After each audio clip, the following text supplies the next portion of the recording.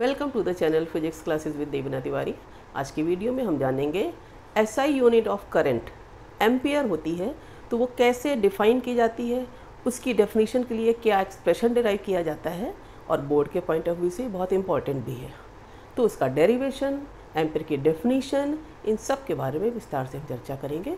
Video शुरू से आखिरी तक जरूर देखिएगा और हाँ, जो लोग नए हैं चैनल को जरूर सब्सक्राइब कर लें। देखिए 7 फंडामेंटल क्वांटिटीज़ में इलेक्ट्रिक करंट भी एक फंडामेंटल क्वांटिटी है जिसकी एसआई यूनिट होती है एम्पियर। अब उसको डिफाइन कैसे करते हैं, उसके लिए जो एक्सप्रेशन आता है उसी से डेफिनेशन बनाते हैं। सबसे पहले तो आपको ये मालूम होना चाहिए कि एक इनफाइनाइट लेंथ का स्ट्रेट कंडक्टर है और इस कंडक्टर में I1 करंट अगर फ्लो कर रही है, इससे परपेंडिकुलर डिस्टेंस मान लेते हैं d। इस डिस्टेंस पर मैग्नेटिक फील्ड क्या होगा, कैसे निकालेंगे? मैग्नेटिक इफेक्ट ऑफ करंट से मैग्नेटिक फील्ड तो यहाँ पर होगा इस पॉइंट पर, उसकी डायरेक्शन तो हम निकाल लेंगे राइट हैंड थंब रूल से। तो देखिए राइट हैंड थंब रूल से कर्लिंग ऑफ द फिंगर इस करंट कंडक्टर के चारों ओर जा रही है, तो इस पॉइंट पर वो डाउनवर्ड जाएंगी। जब हम ऐसे यहाँ पे टेंजेंट ड्रॉ करेंगे तो टेंजेंट इनवर्ड आएगी। वैसे भी याद कर लीजिए कि करंट कैरिंग कंडक्टर में करंट अपवर्ड है तो उसके राइट साइड में पॉइंट है तो उस पर मैग्नेटिक फील्ड की डायरेक्शन होगी क्रॉस, यानी perpendicular to the plane inward, और इधर क्या होगी dot, perpendicular to the plane outward. ये तो हो गया यहाँ पर मैग्नेटिक फील्ड कितना होगा, मान लेते हैं वो मैग्नेटिक फील्ड dB है तो उसकी डायरेक्शन हो गई क्रॉस। अब मैग्नेटिक फील्ड कितना होगा वो कैसे निकालेंगे, एम्पियर सर्कुलर लॉ से। आपने पढ़ा है Ampere circular law, line integral of the magnetic field around closed loop is equal to mu naught times the current threading through that loop. यहाँ लूप क्या है, मैग्नेटिक फील्ड लाइंस इसके चारों तरफ होंगी ना। तो अगर हम मान लेते हैं कि ये जो d डिस्टेंस पर पॉइंट है, मान लीजिए ये पॉइंट है P जिस पर मैग्नेटिक फील्ड है इनवर्ड, ये पॉइंट P हर तरफ हो सकता है, यानी पॉइंट P इसी डिस्टेंस d पर कंडक्टर से चारों तरफ होगा। अगर वो यहाँ नीचे लेते हैं तो वो भी चारों तरफ होगा। मतलब क्या है, जो सिमेट्री होगी पॉइंट P की वो कैसी होगी, सिलिंड्रिकल सिमेट्री होगी ना।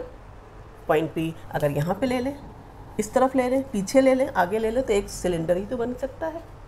बहरहाल यहाँ पर अगर मैग्नेटिक फील्ड की डायरेक्शन इनवर्ड है और टोटल मैग्नेटिक फील्ड हमें निकालना है कितना होगा, तो एम्पियर सर्कुलर लॉ से हम current threading through that loop ही तो आई है, वो हम यहाँ मान लेते हैं कि ये अगर हम पॉइंट P इधर भी इतनी डिस्टेंस पर है, पीछे भी है, आगे भी है, तो एक circular loop of radius d तो बना सकते हैं। और उस लूप की टोटल लेंथ क्या हो जाएगी, 2 पाई d।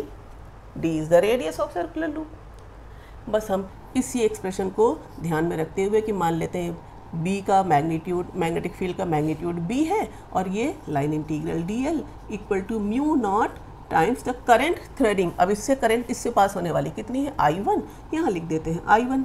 b इक्वल टू कितना आ गया, mu naught I1 upon total length of the loop कितनी हो गई, 2 पाई d। ये एक अपने आप में इम्पॉर्टेंट एक्सप्रेशन है कि इनफाइनाइटली लेंथ वाला स्ट्रेट कंडक्टर से कुछ डिस्टेंस d पर कितना मैग्नेटिक फील्ड होगा डिराइव करो। यूजिंग एम्पियर सर्कुलर लॉ आपने डिराइव कर दिया। इसकी ज़रूरत यहाँ पर इसलिए है एम्पियर को डिफाइन करने में। अब हम मानते हैं कि P पॉइंट पर ही एक और वायर रखा है जो d डिस्टेंस पर है और पैरेलल टू फर्स्ट वायर है। तो अगर ये ही वायर जो है जो P पॉइंट से होकर जा रहा है, ये स्ट्रेट कंडक्टर है और उसमें करंट बह रही है, मान लिया I2। अब वो पहले वाले वायर के मैग्नेटिक फील्ड में रखा हुआ है। आपको पता है अगर current carrying conductor magnetic field में रखा जाता है तो उस पर फोर्स लगता है और उस फोर्स की डायरेक्शन निकालते हैं फ्लेमिंग्स लेफ्ट हैंड रूल से।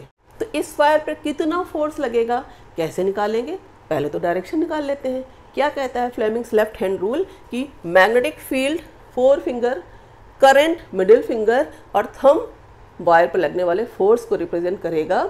अगर हम लेफ्ट हैंड के 4 फिंगर, मिडिल फिंगर और थंब को आपस में परपेंडिकुलर रखें, देखिए मैग्नेटिक फील्ड की डायरेक्शन में 4 फिंगर हो गई। मिडिल फिंगर अगर ऐसे आ रही तो आप इनको चेंज ना करिए, आप अपना हाथ घुमा दीजिए। मिडिल फिंगर अब कैसे हो गई, करंट I2 की डायरेक्शन में।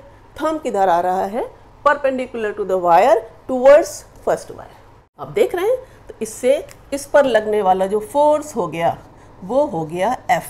कितना लगेगा, फोर्स का फॉर्मूला क्या होता है, F equal to BIL sine theta magnitude, और यहाँ पर थीटा जो है वो 90 डिग्री है, तो इसका मतलब क्या हो गया साइन 91, तो आपके पास क्या आ गया फोर्स BIL। अब किस वायर की वजह से, किस वायर की करंट है इसमें I, सेकेंड वायर जिस पर फोर्स लग रहा है, तो यहाँ पर आपने लिख दिया I2।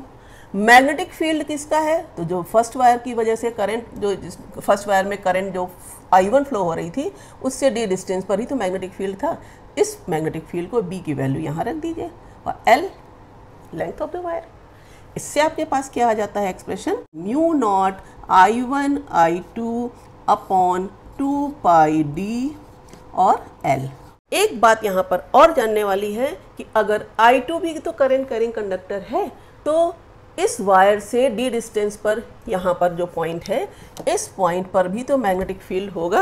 अब वो मैग्नेटिक फील्ड की डायरेक्शन क्या होगी, आपने देखा है राइट हैंड थंब रूल से निकालते हैं, तो अगर कर्लिंग ऑफ द फिंगर देखिए इस पॉइंट पर हम देखें, इस वायर को ऐसे पकड़ेंगे, करंट की डायरेक्शन में थंब होगा, कर्लिंग ऑफ द फिंगर ऐसे आएंगी, तो इस पॉइंट पर क्या होगा, आउटवर्ड, तो यहाँ पर मैग्नेटिक फील्ड होगा आउटवर्ड। इस पर भी तो फोर्स लगेगा। इस फर्स्ट वायर के मैग्नेटिक फील्ड में सेकेंड करंट कैरिंग कंडक्टर रखा है, और सेकेंड करंट कैरिंग कंडक्टर के मैग्नेटिक फील्ड में फर्स्ट वायर रखा है, तो फोर्स तो दोनों पर ही लगना है। इस पर फोर्स किधर लगेगा, फिर से निकाल लीजिए फ्लेमिंग्स लेफ्ट हैंड रूल से।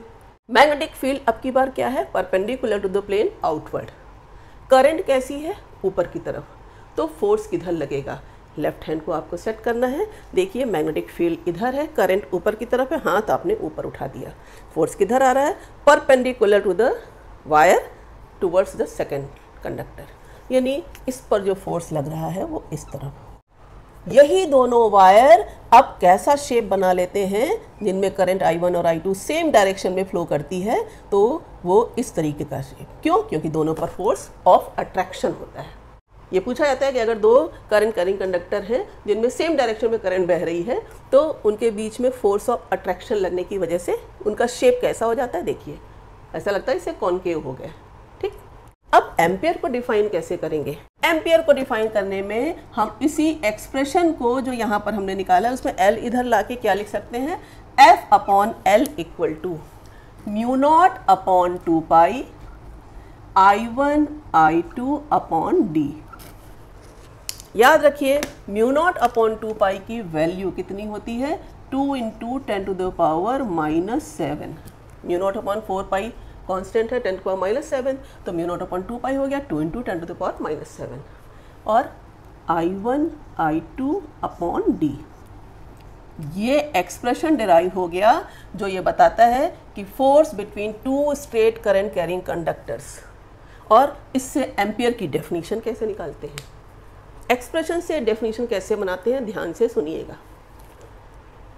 इफ इन एयर और vacuum two straight long current carrying conductors are placed at the distance of 1 meter apart, D को क्या कर दिया 1 मीटर, तो at unit distance apart from each other, and if the force on their unit length is 2 into 10 to the power -7 Newton of attraction or repulsion is acting between them, then current flowing through them is 1 ampere। मतलब air या vacuum में दो straight current carrying conductor रखे हुए हैं, अगर उनके बीच की डिस्टेंस 1 है, उनके बीच में लगने वाला फोर्स ऑफ अट्रैक्शन या repulsion 2 into 10 to the power -7 newton per metre हो, तो उन्हें बहने वाली करंट 1 एम्पियर होती है। यही है SI यूनिट ऑफ एम्पियर की डेफिनीशन। और I1 I2 सेम डायरेक्शन में है तो फोर्स ऑफ अट्रैक्शन, और अगर I1 I2 में करंट्स अपोजिट डायरेक्शन में है, I1 ऊपर है तो I2 नीचे है, या इसका उल्टा, तो फोर्स ऑफ रिपल्शन काम करता है। तो कंप्लीट डेफिनेशन में आपने बता दिया कैसे एम्पियर डिफाइन करते हैं। उम्मीद करती हूँ वीडियो आपको ज़रूर पसंद आएगा। Thank you.